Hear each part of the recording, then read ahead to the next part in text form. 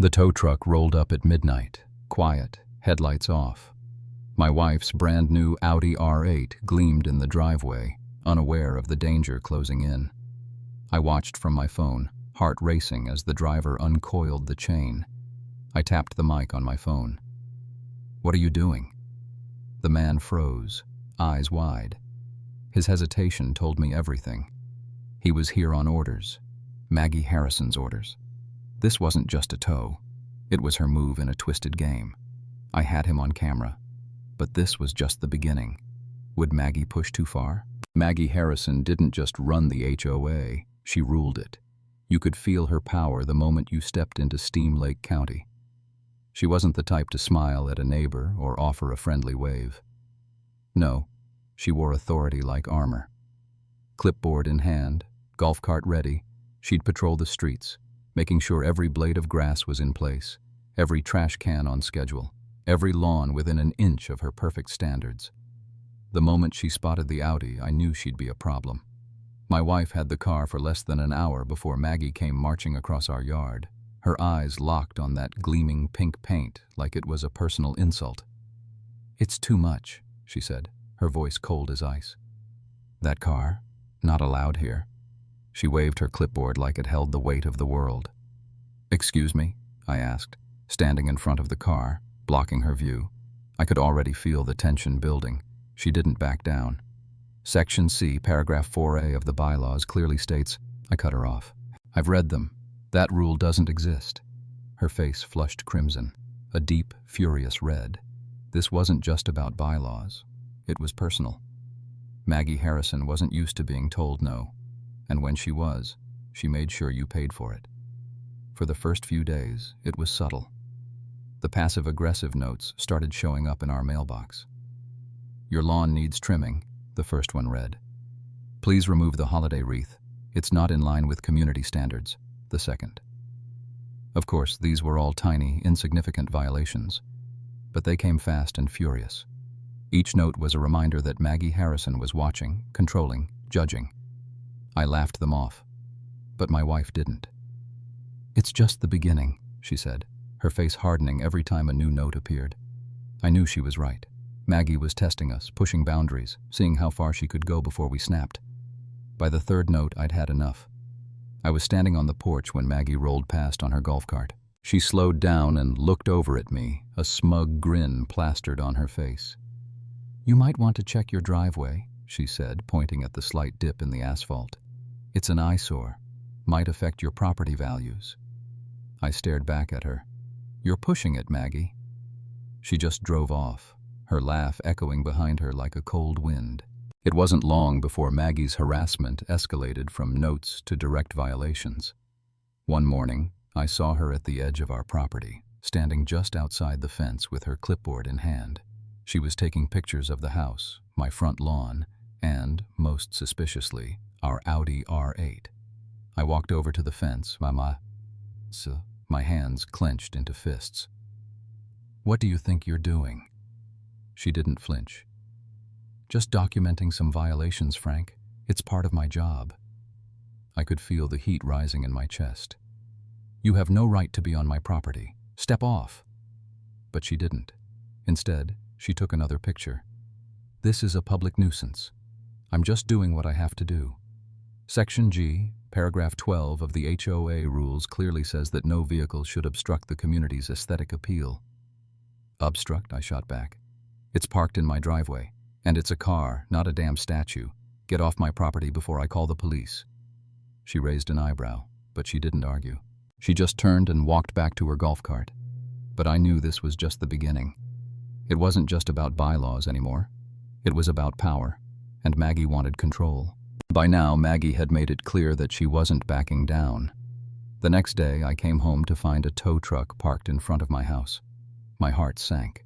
Sure enough, there it was, a massive sticker on my car's windshield, a notice from the HOA warning that the vehicle was in violation of some obscure aesthetic bylaw. I stormed out of the house, marching towards the truck. "What the hell is going on?" I shouted, but the driver didn't even flinch. He was just doing his job, he said, following orders from the HOA. I whipped out my phone, checking the dash cam footage. There was Maggie, standing across the street, watching the tow truck driver as he hooked up my car. She had orchestrated this. I felt my blood boil. "Maggie!" I yelled, turning to see her watching from her front yard, her arms crossed, smug as ever. "This is illegal. You can't just have my car towed like this." She didn't move, didn't say a word. She just stared at me, her cold eyes never leaving mine. It was clear she was enjoying every second of this. It wasn't just a fine anymore. She wanted my car. She wanted to break me. I wasn't about to let her win. I had already called the sheriff before I even left the house. But as I approached the tow truck, I saw a familiar patrol car slowly turning down the street. The deputy, same guy who had been to our house a few days before, rolled down his window and looked at me, then at the tow truck, then back at me. "What's going on, Frank?" he asked, his voice calm, neutral. "Maggie Harrison just ordered my car to be towed," I said, pointing at her house. "She's abusing her power." The deputy glanced at Maggie, who was now standing on her front porch, arms crossed. "Maggie," he called, "I thought we already talked about this. You can't tow from a private driveway without a court order." Maggie's face turned bright red. "This man is a public nuisance," she shouted. "He's violating the HOA rules."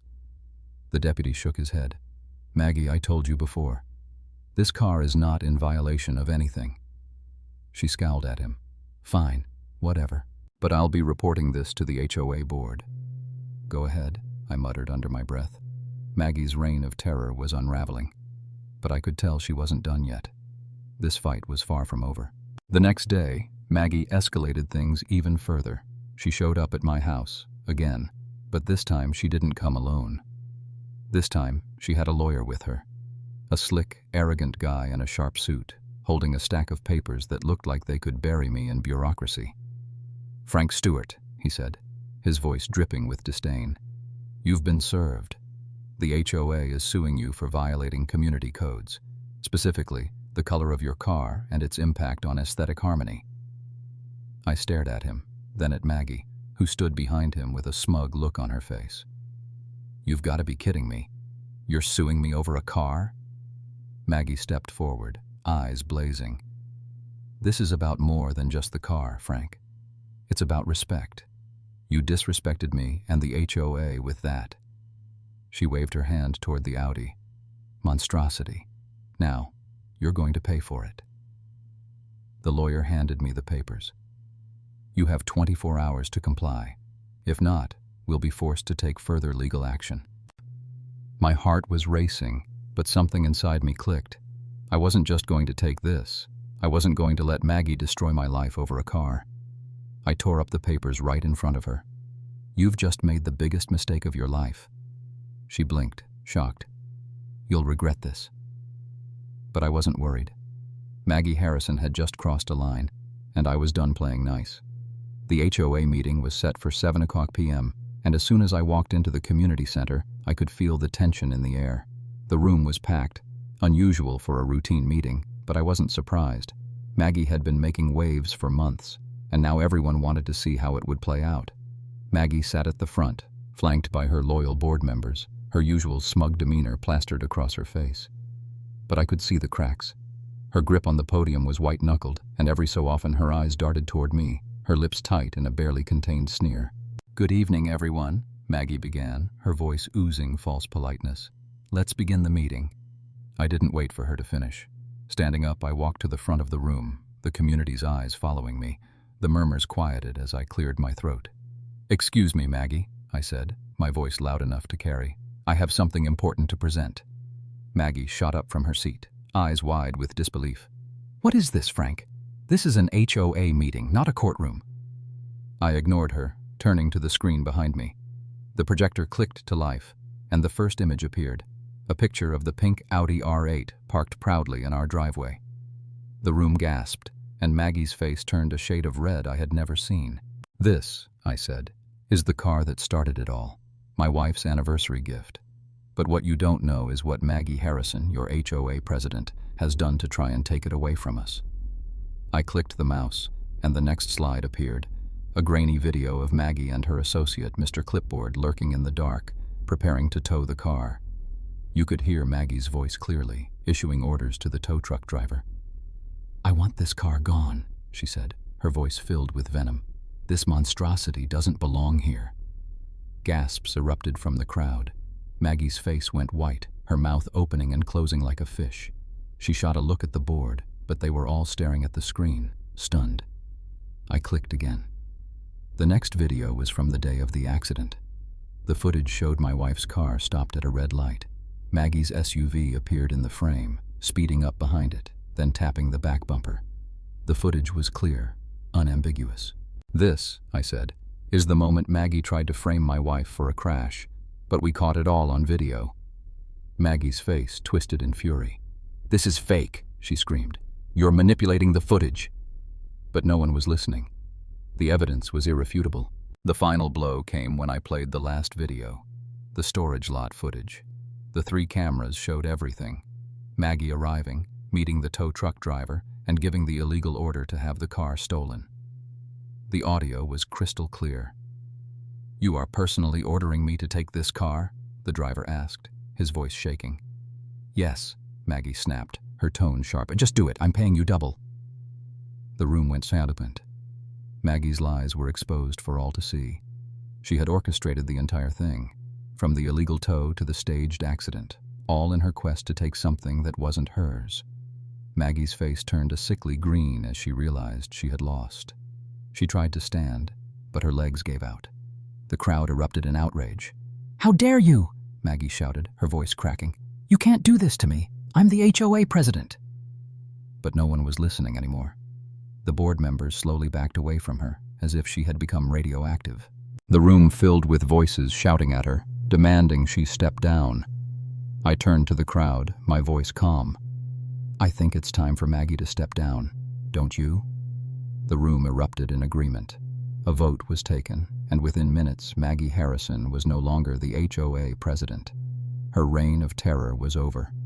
The dust settled after Maggie's dramatic downfall. I stood at the back of the room watching her storm out, her face contorted in pure fury. But the damage was done. Maggie had finally lost control, and the community was no longer under her reign of terror. Neighbors crowded around me, offering handshakes and pats on the back. Al and Marie were first, their faces filled with pride. "You did it, Frank Binah," Al grunted, giving me a hearty handshake. "Wasn't sure she'd ever go down." Marie smiled brightly. "It's over now. She's gone for good." I couldn't help but feel a deep sense of relief. For months, it had felt like we were under siege, constantly looking over our shoulders, worried about what Maggie would do next. But now, it was like a weight had been lifted from the entire neighborhood. My wife came over, squeezing my hand with gratitude. "We did it," she said softly, her eyes glistening with emotion. "Yeah," I replied with a smile. "We did." Maggie's downfall didn't stop at the HOA meeting. Her actions had crossed legal lines, and the consequences were swift. The HOA attorney, Arthur Jenkins, had seen all the evidence and confirmed that Maggie was in deep trouble. The entire HOA board voted to revoke all of Maggie's fines and illegal violations. But that wasn't the end. It came out that Maggie had used HOA funds for personal legal expenses, funding her petty schemes to target homeowners. This sparked an investigation into her financial activities, and before long, the board had no choice but to take action. Maggie was forced to pay restitution and faced hefty fines for her abuse of power. A few days later, a for sale sign appeared in front of her house. Maggie had been exposed for the fraud and corruption she had built her power on. The woman who had ruled this neighborhood with an iron fist was now just another defeated homeowner, packing up and leaving. As for us, the air felt lighter. For the first time in months, the neighborhood could breathe again. Maggie was out, and with her gone, we could finally live in peace. A few weeks later, things seemed to return to normal. The HOA meetings were calmer, the community felt more connected, and the tension that had hung over us was finally gone. People began to move on, but I couldn't shake the feeling that there was still something left to do. One afternoon, Marie came rushing over with an envelope in her hand. "Guess what I've got," she said, a grin on her face. "What's this?" I asked, taking the envelope. She handed it to me. It was a petition, and at the top it read, "Petition for immediate recall of Maggie Harrison." The page was filled with signatures from our neighbors, demanding Maggie's removal from the HOA records. Maggie was officially erased, and the petition ensured she couldn't return to haunt the community. But the real twist came when Marie said, "We're having a charity auction this Saturday." I looked at her, confused. "An auction?" "Yes," she said, holding up a flyer. "It's for the animal shelter, and guess who's the star of the show?" I blinked. "What do you mean?" She pointed to the flyer. The auction's centerpiece was none other than Maggie's old HOA gear, her golf cart, the ridiculous light bar, the overly expensive items she'd bought to bully neighbors. It was all being auctioned off. And the best part? The proceeds were going to charity. That Saturday, the community gathered in the clubhouse and the auction was a success. Maggie's golf cart sold for a good sum, and the community was able to give back to those in need. I glanced over at my Audi R8 parked in the driveway. It wasn't just a car now. It was a symbol of our victory. Later, as my wife and I drove the Audi out for a peaceful ride through the neighborhood, we couldn't help but notice how different it felt. People weren't just staring. They were smiling, waving. The car, once a point of contention, had become a symbol of our fight against Maggie and what we'd overcome. As we cruised down the road, the sun setting in the distance, my wife asked, "Was it worth it?" I reached over and took her hand. "Bepe, it was never about the car. It was about standing up for what's right. We fought for our peace, and we won." The wind rushed through the windows as we drove on, the Audi humming beneath us. For the first time in months, it felt like we were truly free.